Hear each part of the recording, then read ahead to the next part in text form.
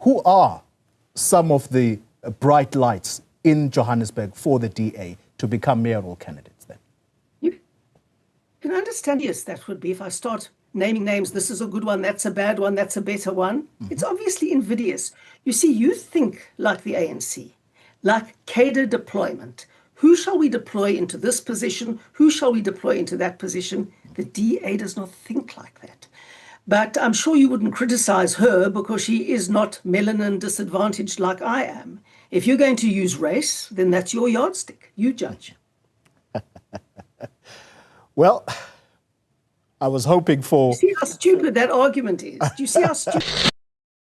Guys, so continuing on this line of, with Helen Zille, the possibility of Helen Zille becoming mayor in Johannesburg. In fact, if I even think about the possibility, I just really, it's really difficult to imagine what it would be like, how it would feel, because I know Johannesburg, especially in terms of its leadership, is a really contested position, and to have a Helen Zille, the DA, in that whole mix, bro, it's gonna be a really tough one.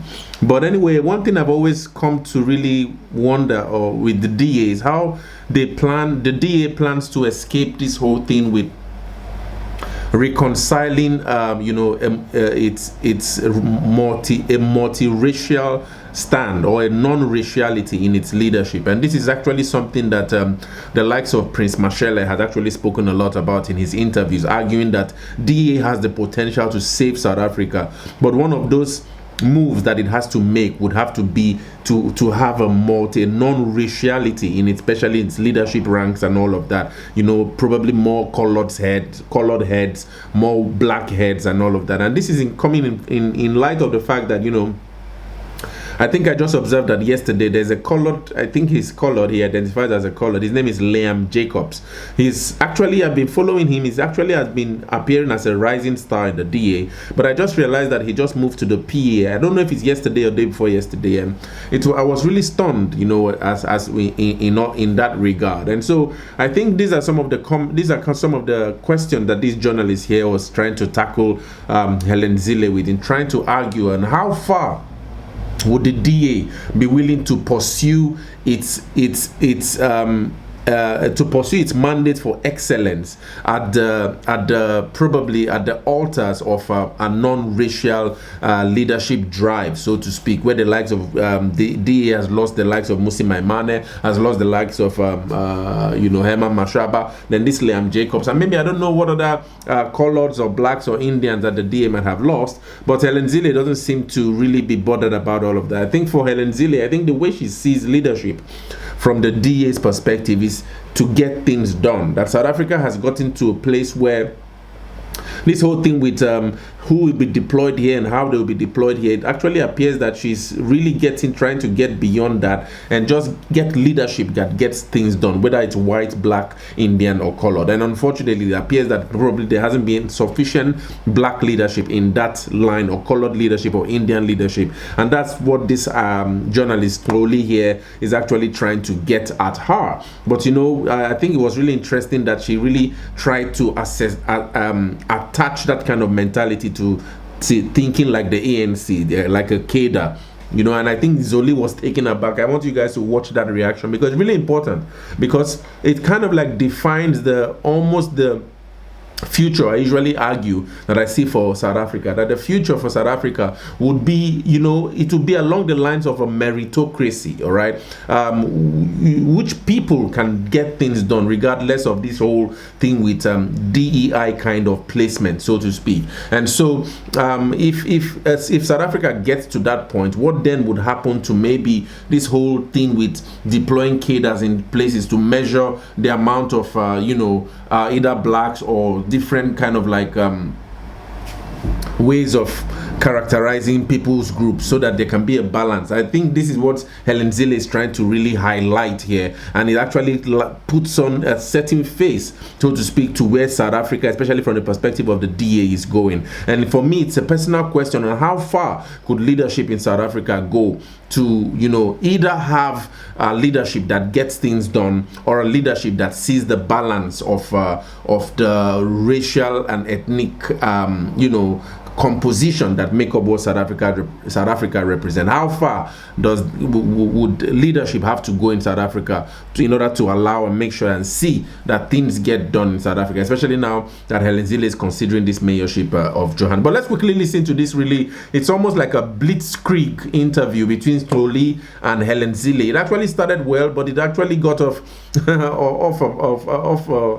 in a really strange way along the line. And I think we're going to learn a lot from this interview. So share your thoughts, guys. Share your thoughts in the comments. Let's then talk about why it is that you would be the best candidate to fix all of the above, because what you have said doesn't sound like rocket science. So what is it that you would bring to the table to ensure that this is actually implemented? Because it would appear that implementation is the problem here. Yes, it's always the problem. You know, South Africa is not short of good ideas and plans and all that sort of thing. We're very, very bad on implementation and getting things done. And the DA is well known for getting things done. So whoever is selected as mayor will get things done if they're the DA and if the voters of Johannesburg vote for that particular candidate and the slate of candidates that comes with the mayor. I don't know yet whether I'm going to put my hat in the ring, but I know that there are at least 12, 13 other people who've applied, and the candidate selection panel will decide who's best, not me. Yeah. The candidate selection panel will decide who can get the job done. But you have been approached, and the understanding through that City Press article is that you have also been consulting, or at least you're going to consult, including among others, your family. So how far has that gone? Well, I've obviously spoken to my family. I speak to them every day. And clearly, this is a discussion we have to have as a family, because my husband and I live here. My sons live in Cape Town and my grandchildren are here. But a lot of my family used to live in Johannesburg. My sister still does live in Johannesburg. And I love Johannesburg. I grew up there and I worked there. I was, in fact, born in Hillbrow. So I've got very deep roots and unfinished business in Johannesburg. So from that point of view, I would be keen to roll up my sleeves and try and get things done there. On the other hand, there are many other candidates who feel exactly the same about Johannesburg, who've all got their plans, who are all going to be rolling up their sleeves and want to get things done. And so the DA is not short of talent. We've got a lot of talent, and a lot of that talent has probably applied to be the mayor of Johannesburg. I don't know. Yeah. And I would encourage anyone else who wants to do it to do so before Friday. Okay. This is where I get to be detailed with you, Helen Zille. Who approached you? Look, you know, several people have, but I really don't want to go into that, because then that raises a whole lot of issues. You know, anybody can approach anybody, and I'm sure everybody else who's applied was approached by somebody. So, you know, this is how it works in the DA. We have an open system, and anybody can ask anybody else to apply, and then it's a fair competition from that point.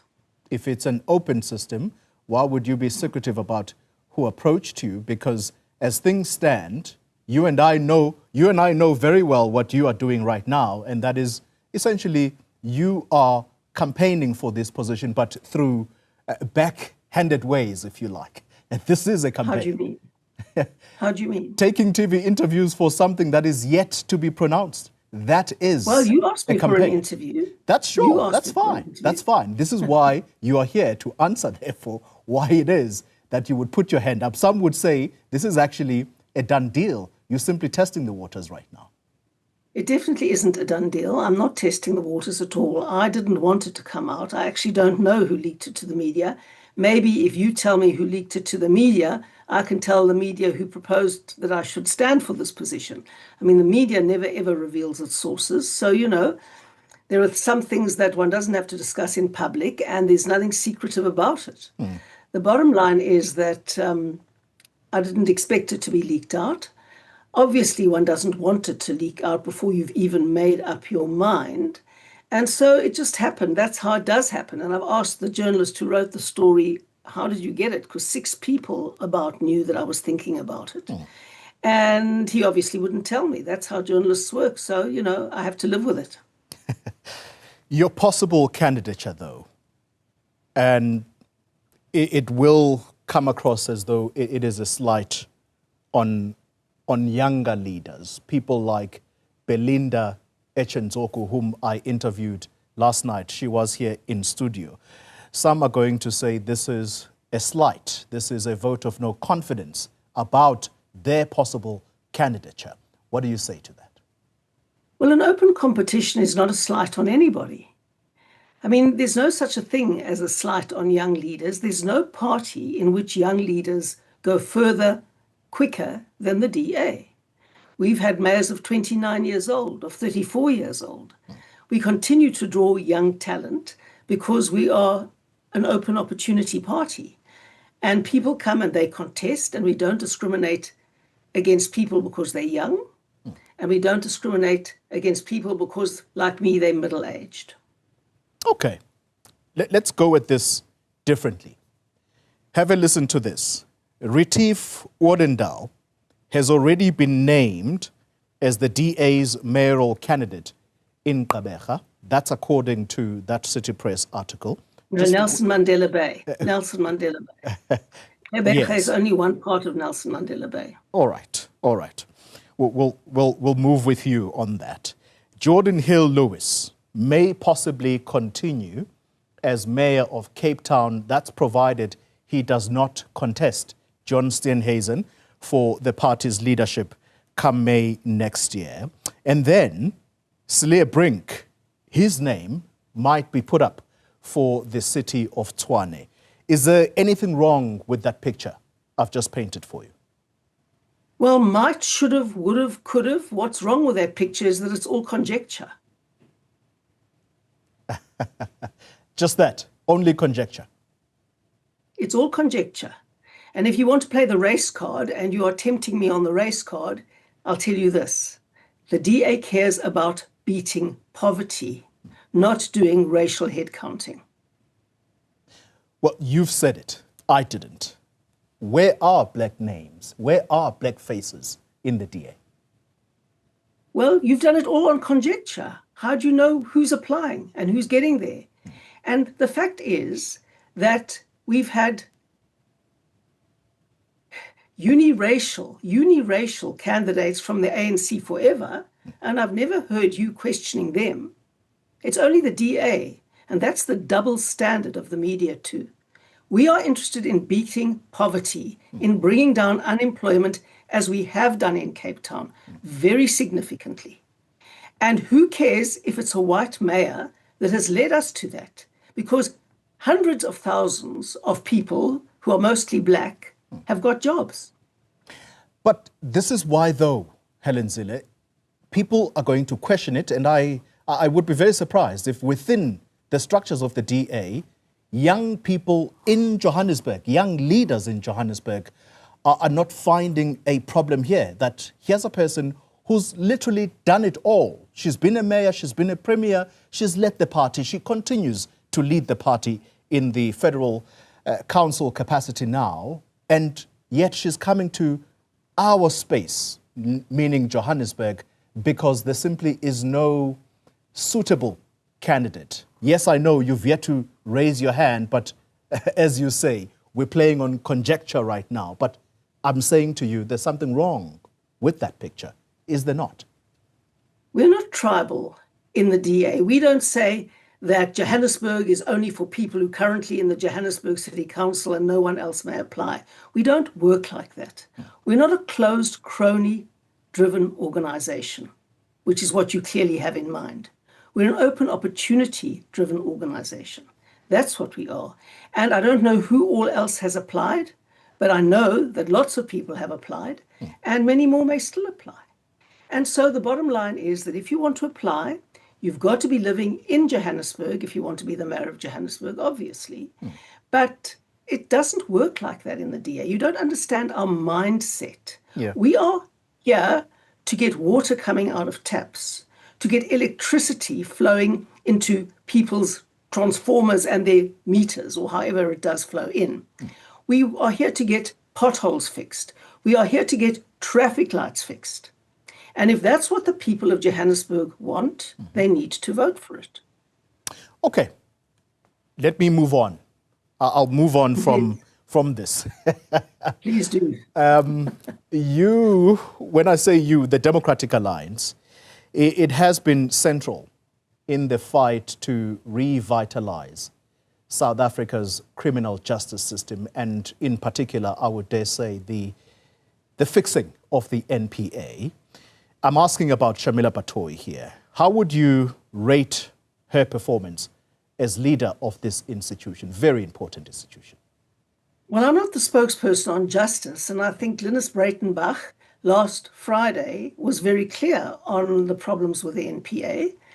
But I'm sure you wouldn't criticize her because she is not melanin disadvantaged like I am. If you're going to use race, then that's your yardstick. You judge. Well, I was hoping for... Do you see how stupid that argument is? Do you see how stupid that argument is? No, Helen Zille. Corey, do better. Do better. No, Helen Zille. I'm not going to... better, I'm not going to let you go better. that... No. Okay, let's end the conversation at least on this simpler question. In that article, you are quoted as saying there are good leaders in the Johannesburg region, but I guess, people decided that, I would be possibly the best suited. Who are some of the bright lights in Johannesburg for the DA to become mayoral candidates then? You can understand, yes, that would be if I start naming names. This is a good one, that's a bad one, that's a better one. It's obviously invidious. You see, you think like the ANC, like Cadre deployment. Who shall we deploy into this position? Who shall we deploy into that position? The DA does not think like that. We say, here's an opportunity. We're opening applications. Come anybody who thinks they can make a contribution, make your case to the selection panel, and we'll choose the person most likely to succeed. That's how we work. It's got nothing to do with the leadership picking on this one and that one. We don't think like that. Well, that's where we're going to have to leave this conversation, Helen Zille. Good. Thank you very much for your time. Thank you.